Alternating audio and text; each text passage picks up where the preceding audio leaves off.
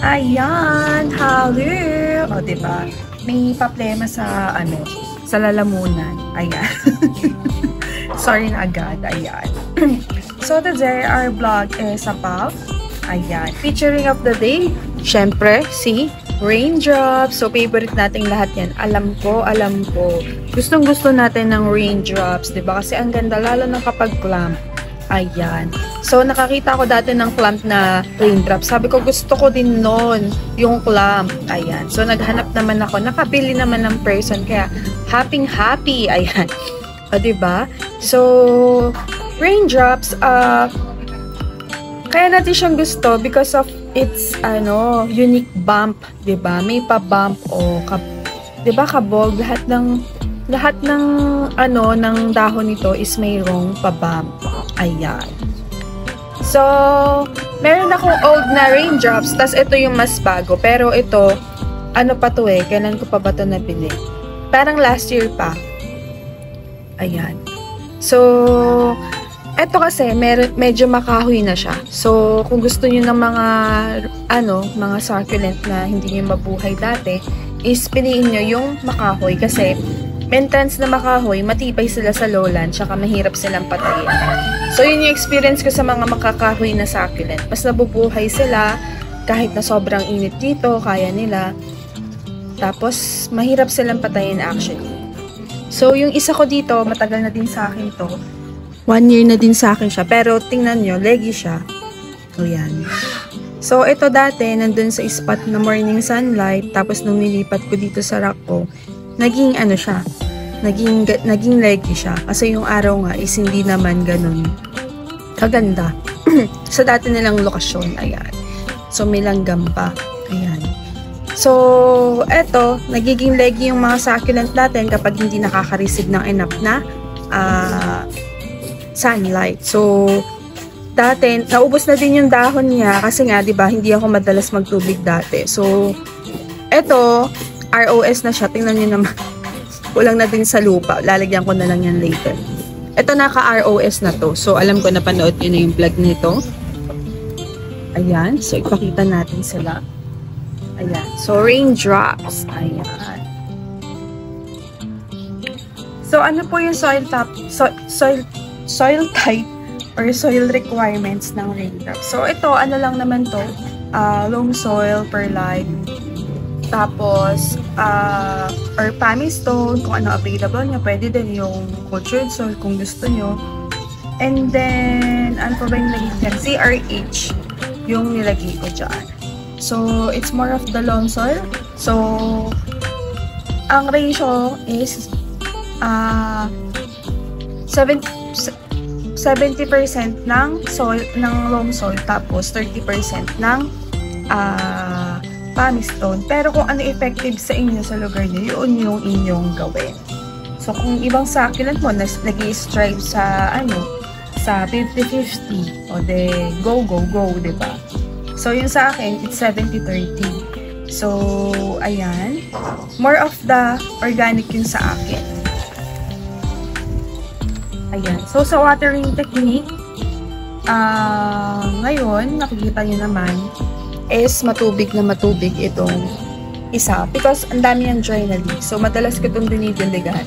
So, every 3 days. Kasi, nasa pulpak to ng araw eh. Maghapon siya sa araw. Morning sunlight hanggang hapon na siya. Ayan. So, yun.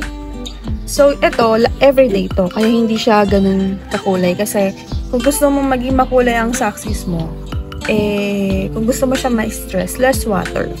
Pero ito, everyday siya natutubigan. Ayan. Ano nga to pamatay na to actually.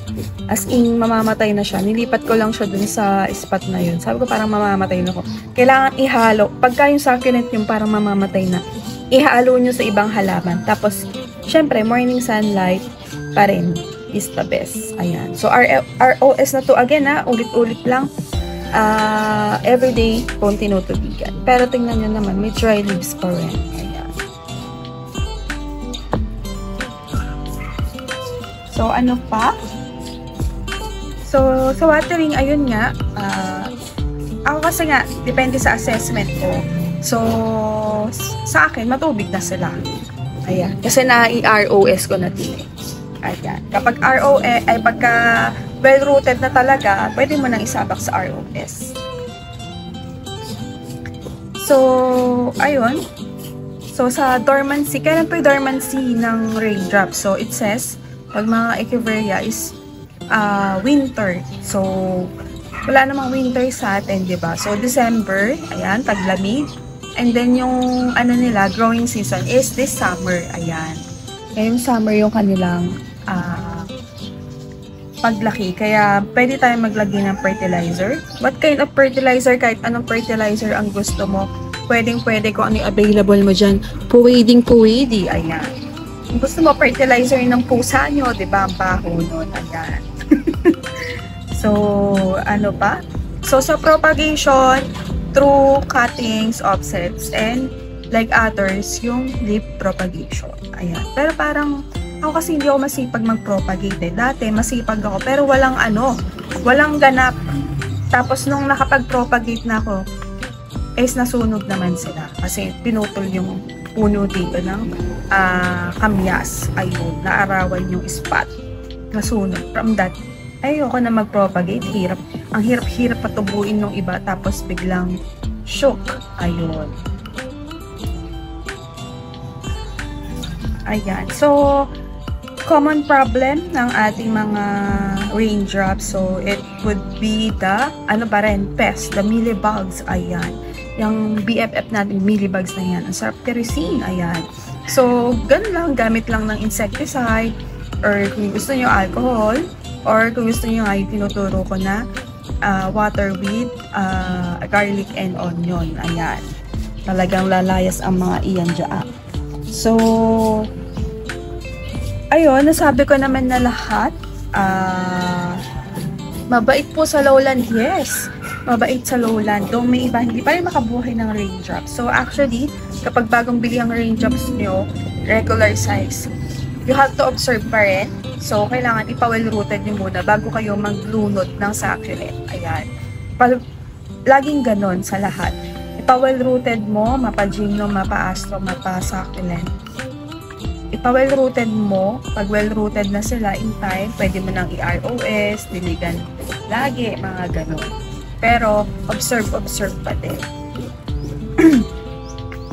So, yun lang. I hope nakatulong yung aking care tips, lowland care tips sa Echeveria raindrops. Kasi ang ganda talaga nila, lalo na pagka-clump. Ayan. So, ito, talaga dati, kukunti na lang yung dahon niyan. Ayan, dumami na siya nung in-ROS ko. Kasi, ayun din, kailangan nyo ding i-train yung succulent nyo. Kasi yung kwento nitong isa, diba, nasa morning sunlight, tapos nilagay ko sa rack, naging, naging tsaka siya, tapos, ayun, nilagay ko na sa ROS. So, madami na siyang pinagdaanan, kaya, strong na tong aking success. Ayan. So, lalagyan ko na to ng lupa later. Ayan. So, thank you for watching at everything nice at Mitch. Succulent love. This is your Ernest Tita saying, God bless po at laging mag-ingat.